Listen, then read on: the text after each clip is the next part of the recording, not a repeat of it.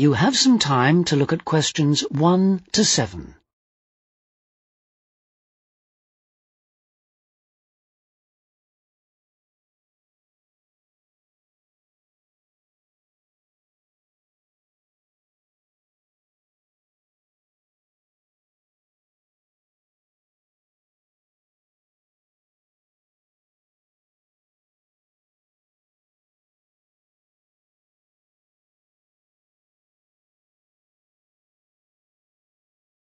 You will see that there is an example which has been done for you. On this occasion only, the conversation relating to this will be played first. Played first.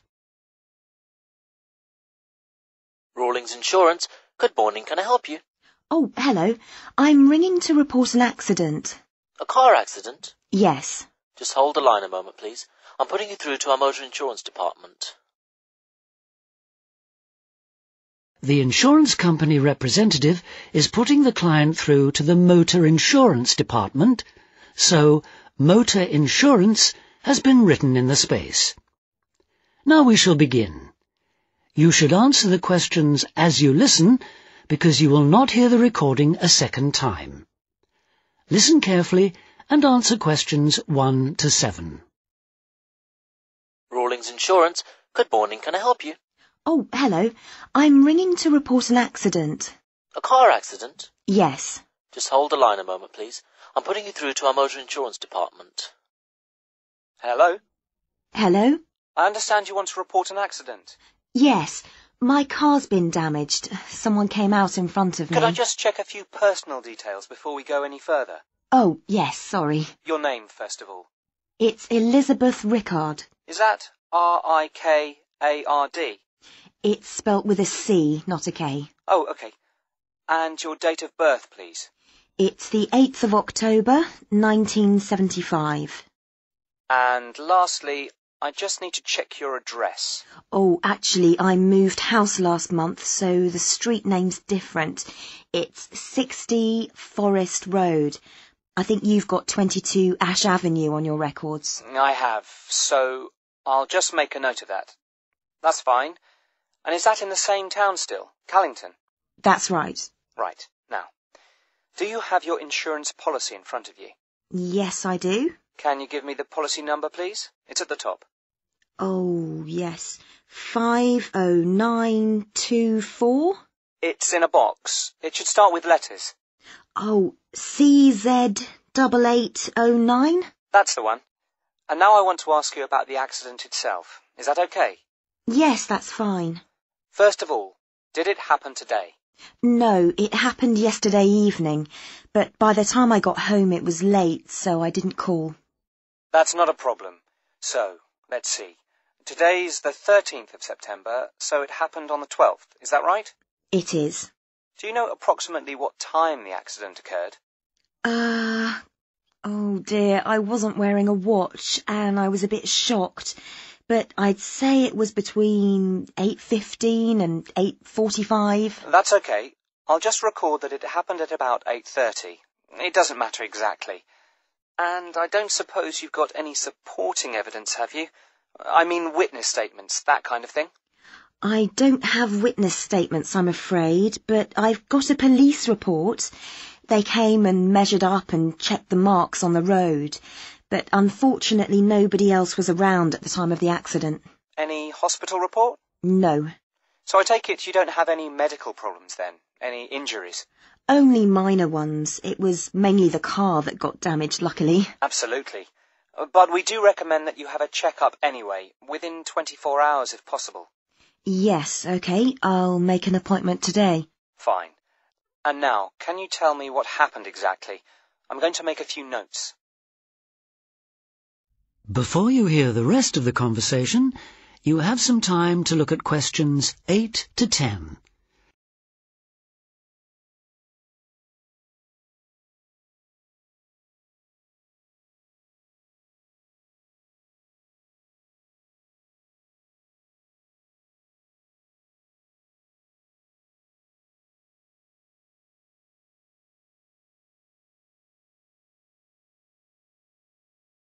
Now listen and answer questions 8 to 10.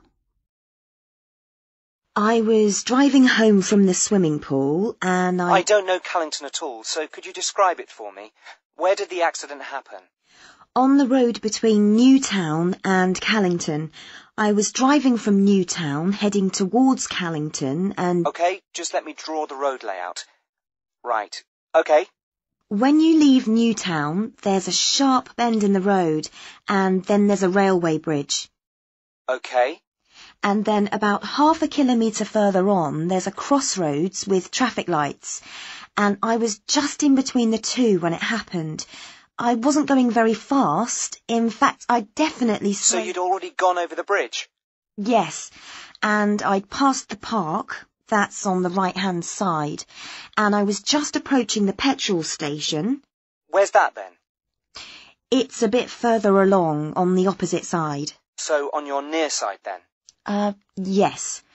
As I was approaching it, I saw a blue van coming towards me. The driver had stopped in the middle of the road. Was he indicating? Yes, he was waiting to turn into the petrol station, but then at the last minute he decided to turn right in front of me. He must have thought he had enough time, but I had to swerve to avoid him, and I came off the road and landed in a ditch on the opposite side. I don't suppose he stopped, did he?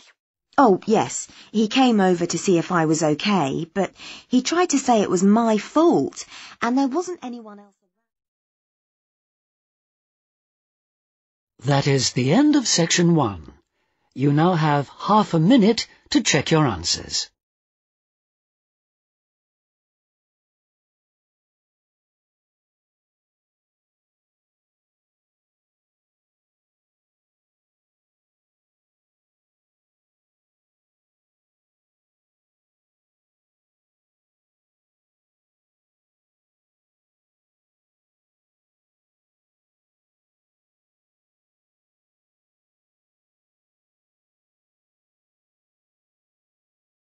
Now turn to section 2.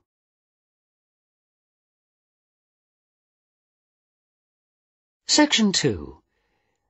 About a project to conserve dormice in one area of the UK. First, you have some time to look at questions 11 to 14.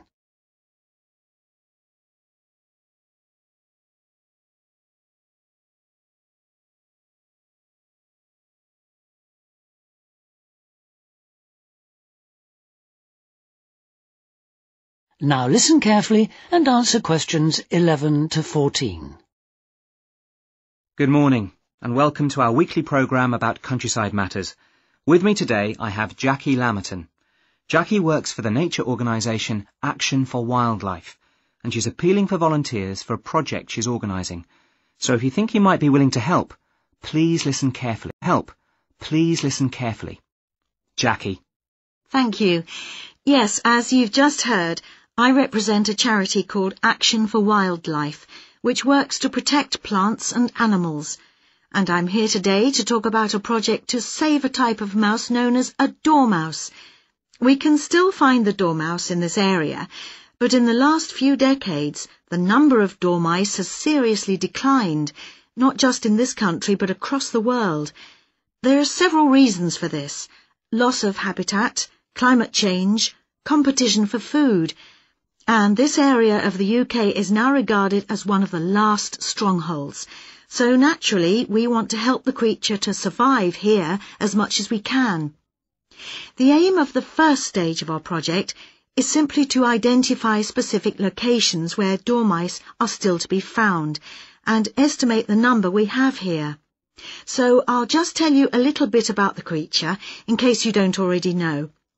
The dormouse is a very attractive, very small mammal. It only weighs about the same as a couple of pound coins. It's bright golden in colour, and it has a thick furry tail and big black eyes. Now, you've probably all seen a picture of a dormouse, but you're very unlikely to have seen a real one because they're strictly nocturnal. Also, they hibernate from October to April, so it's not around at all for about half the year. So where is the dormouse to be found?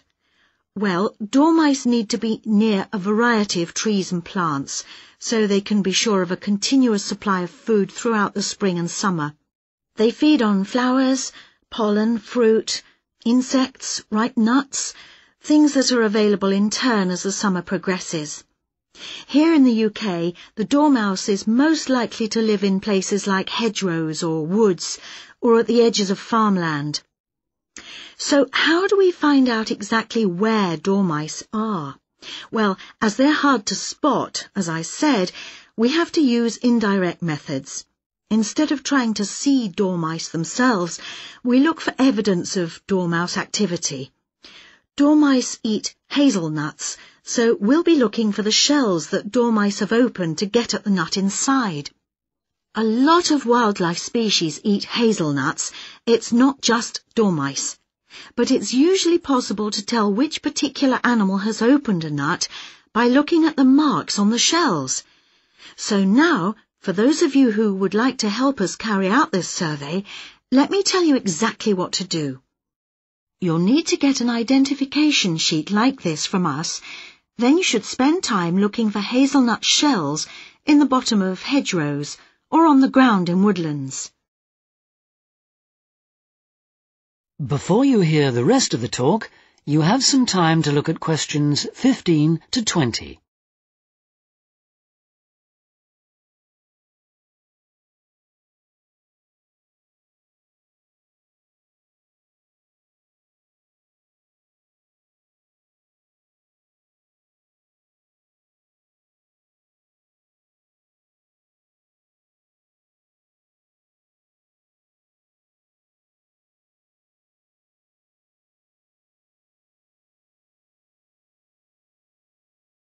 Now listen and answer questions 15 to 20. If you find one, use the identification sheet to try and establish what kind of creature has opened it.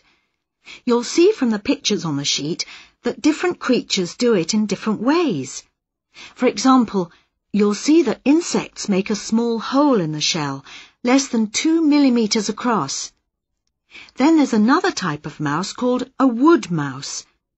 Wood mice make a hole in the shell too, but they leave parallel tooth marks on the inner rim of the shell, as well as rough scratches on the surface. Thirdly, there are little mammals called voles. These creatures don't leave any marks on the surface, but they leave tooth marks on the inner rim of the hole. And these marks are neat and parallel, so they're fairly easy to identify. Then there are squirrels and birds. They both open the nuts, leaving half shells that have got jagged edges. And finally, we have our dormice. They make a hole in the shell that has a smooth inner edge, and the tooth marks it leaves are on the surface, at an angle to the hole. And these are the ones we're looking for, of course. Firstly, if you do find any nuts which you think have been opened by dormice, you need to record their location as precisely as possible. You can use the grid references on a map, or you can sketch your own map. But if you do, be sure to include landmarks or road names. It's very important that we know exactly where the shells came from. Then put the nut shells in a small container. Any kind will do, a film box or a matchbox, anything that prevents them from being crushed in the post. And then finally, give them a label, just your name and contact details, and send them to Action for Wildlife. When we receive them, an expert will look at the shells to confirm your identification. The address to send them to is... That is the end of section 2. You now have half a minute to check your answers.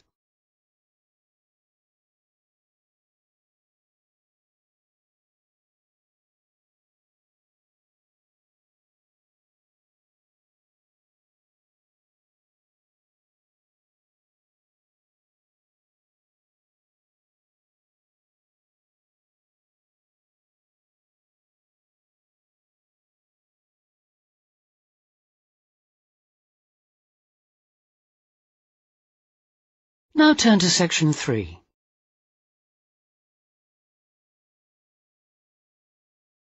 Section 3. Students, Jack and Sarah, talking to their tutor about a presentation they are preparing. First, you have some time to look at questions 21 to 26.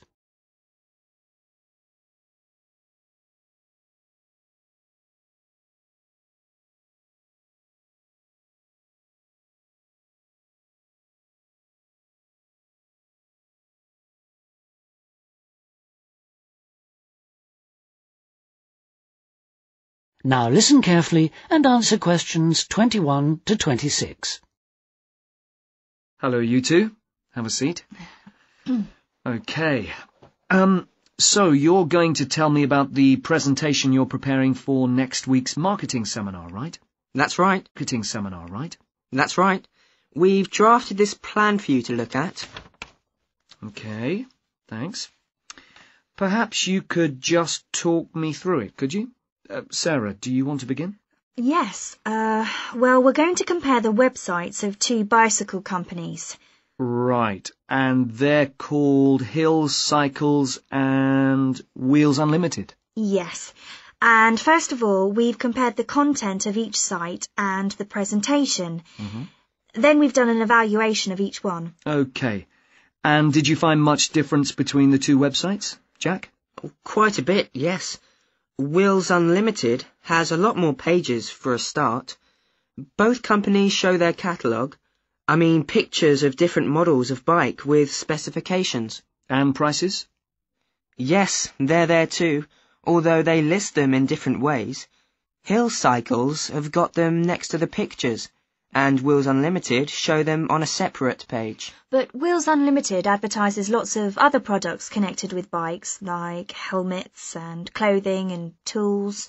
Yes, all kinds of things. And Hills Cycles? No, they only show the bikes themselves. Okay. Well, is there anything on the Hills Cycles website that Wheels Unlimited doesn't have? Not really. Yes, there is.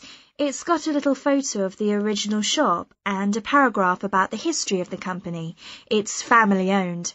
Oh, yes, I forgot about that. Right. That's the content then. And you compared the functions of the two websites, did you? Yes. Hill Cycles doesn't have any facility for online ordering. You have to ring up to order something. That's the only way you can do it. Well, no. You can send off for a paper catalogue with an order form. Oh, yes, I suppose so. But with Wheels Unlimited, you can order online or in the conventional ways. That's right. Fine. Okay. And what about the presentation? Did you find any particular differences there, or similarities? What about visuals? As I said, both the sites have got pictures, and they're both quite attractive, but Wheels Unlimited hasn't got any moving graphics. Yes. Hills Cycles has got an animated cartoon at the top of the homepage. Right. Well, it looks as if you've got plenty to talk about. There are other things too, but those are the main things we noticed. Okay, well, you'd better stick to the most obvious differences, because you've only got 10 minutes for the whole presentation, haven't you? And you said you're going to evaluate each site as well, didn't you? How are you going to do that? I mean, what criteria will you use? Before you hear the rest of the talk, you have some time to look at questions 27 to 30.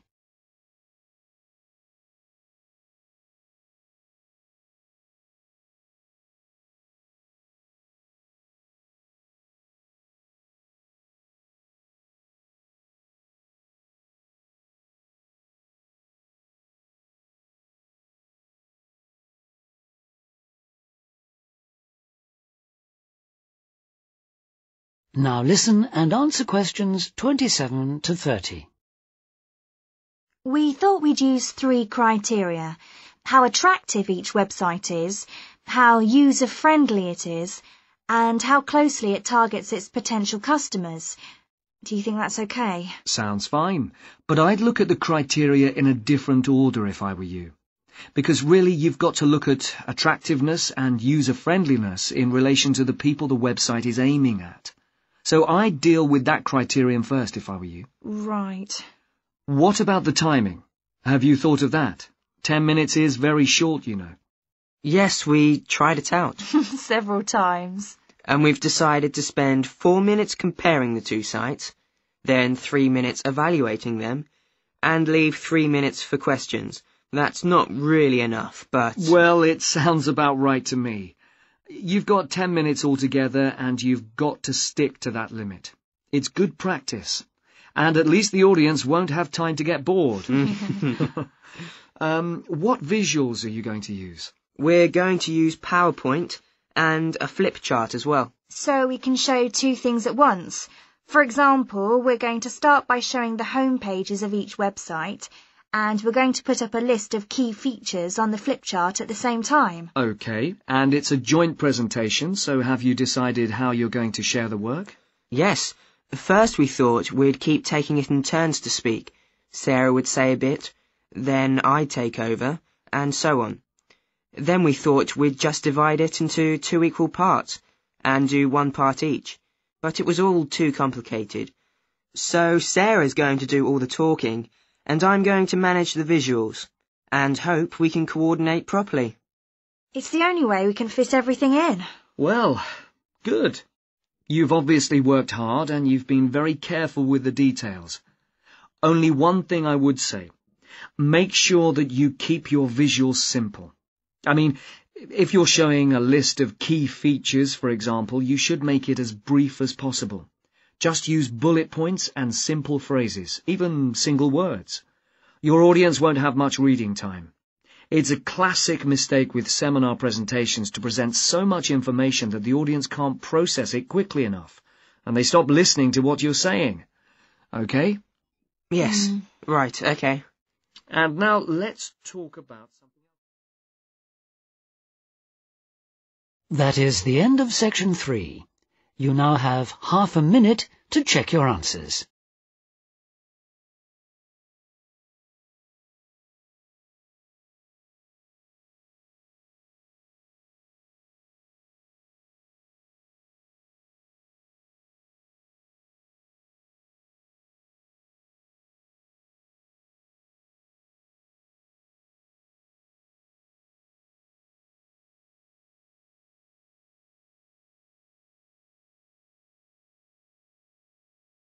Now turn to section 4.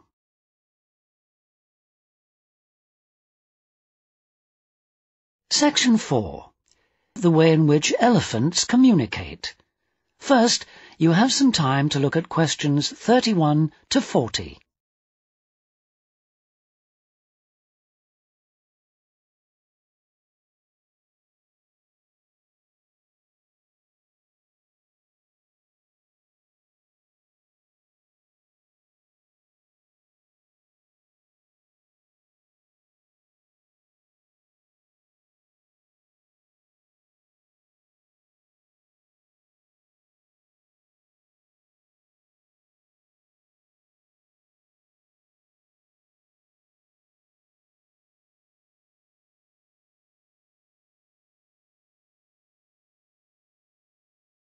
Now listen carefully and answer questions 31 to 40. In today's lecture, I'm going to continue the theme of animal communication, and I'm going to describe some of the latest research into the largest of all land animals, and that is the elephant, of course. Let me begin by briefly outlining the structure of elephant society. Elephants live in layered societies. The basic family unit is formed of small groups of adult females who are related to each other and their young of both sexes. Now the females remain in their families for life. They're highly social, but male elephants leave their families at about 14 years of age. They travel alone or congregate in small, loose groups with other males, occasionally joining a family on a temporary basis. When males are ready to mate, they wander widely, searching for receptive females. The family unit, on the other hand, often contains 3 generations, and it can remain stable for decades or even centuries. Then, each family associates with between 1 and 5 other families, probably consisting of their more distant relatives. Scientists call these groups of families bond groups, and bond groups belong in turn to even larger groups called clans. So elephants have a complex social structure, and like other social animals, they have to be able to communicate. But what baffled early naturalists was their ability to communicate over long distances. So they set about researching this question. In one experiment, scientists fitted groups of elephants with radio tracking collars, and what they observed about their behavior really intrigued them, because they found that there was some sort of coordination between families. For example, two separate family groups might move in parallel to each other, miles apart, and then change directions simultaneously, either turning or moving towards each other. Now, elephants have a keen sense of smell, which they use whenever they can. But smell alone couldn't account for these synchronized movements, because the wind often carries odors in the wrong direction. So the scientists concluded that the elephants were using their hearing instead, and attention then turned to the nature of elephant calls. In another experiment, scientists from Cornell University in America went to Etosha National Park in Namibia, and they produced a recording of calls made by a female elephant to potential mates. Then they broadcast it. And they did this from a van which was parked more than half a mile from a waterhole where several bull elephants were drinking. And two of these looked up, spread their ears wide, and then crunched through the bush towards the loudspeakers. As you can imagine, the scientists may have been alarmed at this point, but the elephants marched straight on past them in their van in search of a female elephant. But the striking aspect of this experiment was that when they replayed their recording, neither the two scientists nor the rest of their team, who were filming from a nearby tower, could hear it. And that's because the sounds that they had replayed were below the lower threshold of human hearing. In scientific terminology, the sounds are infrasonic.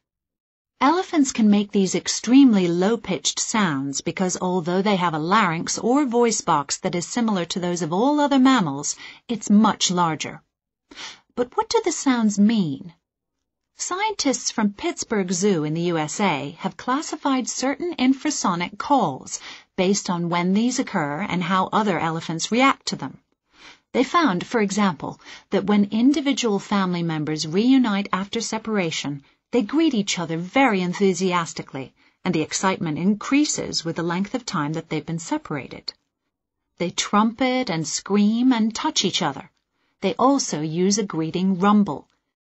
This starts at a low 18 hertz. Hertz is a measurement of sound pitch. Crests at 25 hertz, which is a level just high enough to be audible to humans, and then falls back to 18 hertz again. In another example, an elephant attempting to locate its family uses the contact call. This call has a relatively quiet, low tone with a strong overtone which is clearly audible to humans. Immediately after contact calling, the elephant will lift and spread its ears and rotate its head as if listening for the response. The contact answer is louder and more abrupt than the greeting call, and it trails off at the end. Contact calls and answers can last for hours until the elephant successfully rejoins her family. A third type of call seems to represent a summons to move on. At the end of a meal, one member of a family moves to the edge of the group, typically lifts one leg and flaps her ears. At the same time, she emits a "let's go" rumble, which arouses the family and they start to move on. Finally, mating activity is associated with yet another group of calls. So, our understanding of elephant communication has increased considerably in recent years. However, even with the use of radio tracking collars, it's technically difficult to document the functions of long-range communication. So although scientists are aware that elephants may know the whereabouts and possibly the activities of other elephants that are several miles away, there may be a lot of subtle long-range interactions which are still not evident. That is the end of section 4. You now have half a minute to check your answers.